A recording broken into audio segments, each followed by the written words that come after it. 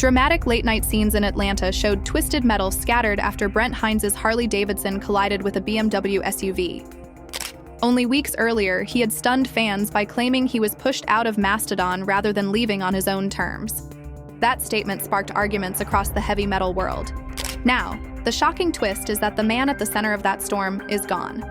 His sudden death in a motorcycle crash has turned band drama into heartbreak.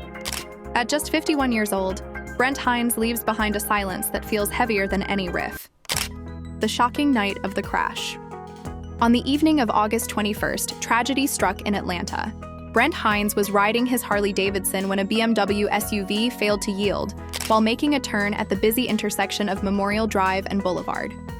The collision happened around 11:35 p.m., a time when the streets were still active but shadows made visibility harder. Police confirmed the crash almost immediately, and the Fulton County Medical Examiner later verified the guitarist's death. For friends and fans, the details were devastating and hard to believe. A simple turn at the wrong time ended the life of a musician who had shaped a generation of heavy metal.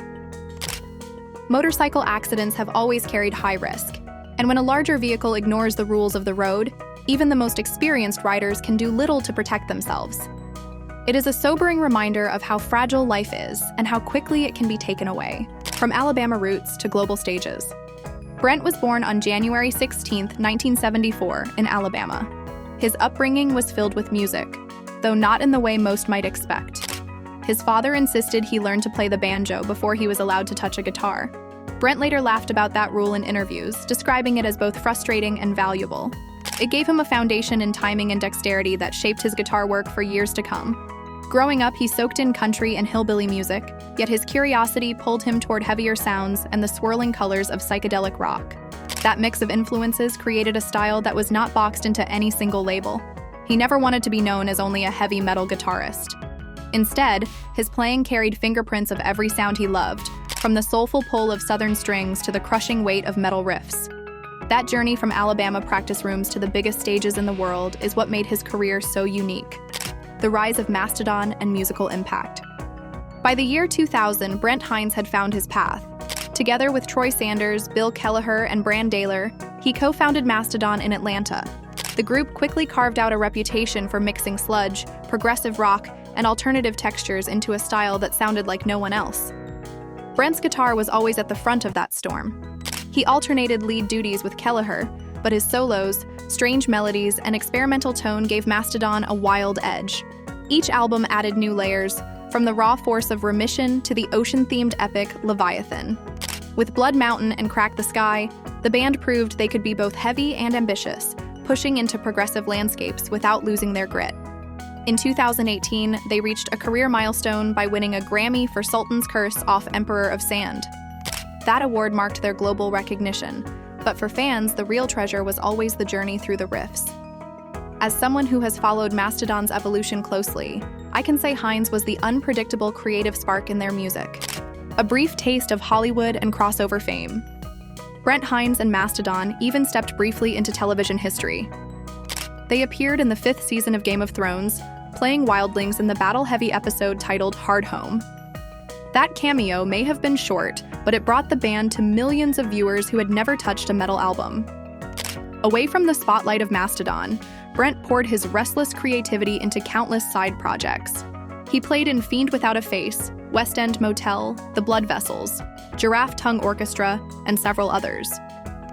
Each project gave him room to try something different, whether it was surf rock, punk-infused experiments, or classic rock energy. He never sat still for long, and that hunger for variety is part of what made him so admired among musicians. The storm before the silence. The year 2025 was already difficult for Brent before the accident. Earlier this year, he parted ways with Mastodon, the very band he had built from the ground up. Official statements suggested it was a mutual decision, but Brent publicly pushed back, saying he had been kicked out. That confession shocked longtime followers and fueled debate across forums and social media. In July, the band performed at Ozzy Osbourne's farewell concert without him, marking a painful moment of separation. Fans wondered how Mastodon would move forward without the guitarist who had shaped so much of their sound. Still, even amid the noise of disagreements, no one expected that his story would end permanently so soon. From my perspective, The saddest part is that Brent never got the chance to fully write his next chapter.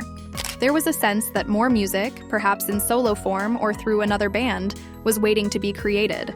Instead, silence arrived too quickly, leaving unfinished notes behind. Tributes from the music world. Messages of grief poured in almost immediately after the news of Brent Hinds' passing.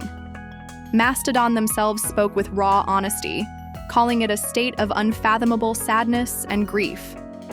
Friends from across the rock and metal world also shared their emotions. Queens of the Stone Age posted, "See you on the other side, old friend." Alice in Chains vocalist William Duvall admitted, "This has knocked the wind out of me." From Sea of Tranquility, Pete Pardo recorded his heartfelt reaction, remembering Brent's impact on Mastodon's music and stressing how shocking it felt to lose someone at only 51.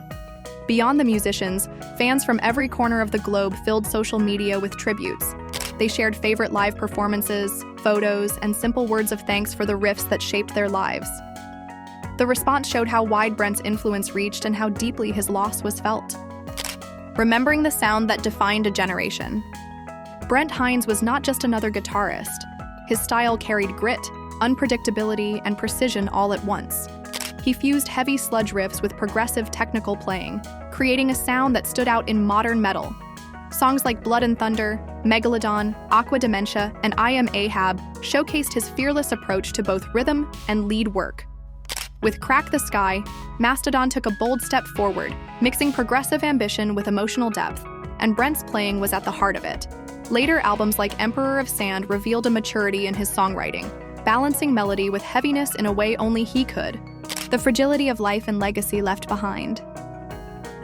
The story of Brent Hinds' passing echoes tragedies from rock history. Motorcycle crashes also claimed the lives of Duane Allman and Barry Oakley, reminding us how unpredictable and cruel the road can be. Brent loved motorcycles, often expressing that riding was a passion, even suggesting that if his time came, he wanted it to be doing what he loved. That passion makes his final moments especially heartbreaking. He was still young, and so many musical ideas were left unfinished. Fans had been waiting to hear what he would create next, whether a solo project or fresh collaborations. Now those possibilities are left only to the imagination.